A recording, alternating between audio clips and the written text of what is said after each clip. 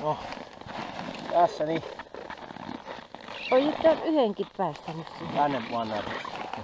Pietarin kalaverkossa, niin yhdessä verkossa niin hurjakokoisia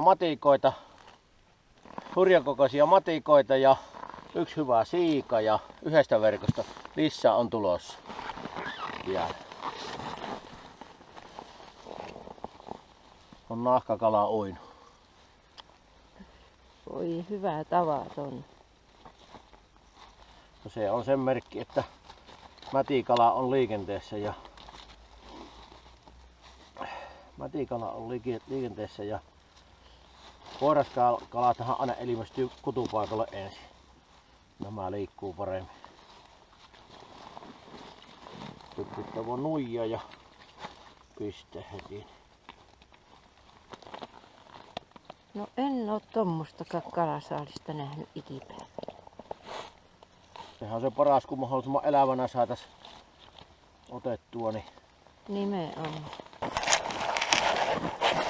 No niin. Komea kuha on tuokin. Se on tämmönen 2 kilon kuha ja Pietarin kalaverkko 60. Niin tämmösiä niitä tullaan. Katsotaan, onko teillä joku teillä potkas, on teillä lisää. Minä arvasin, tuolta se tullut. Kato. Vielä isompi mahdoton. Eikö ole hyvä? On. Se on 3, kyllä. Niin. Pietarin kalaverkko 65. Tuppu jo vähän järeempiä kuhia olemaan. Nätisti lähtee läpi.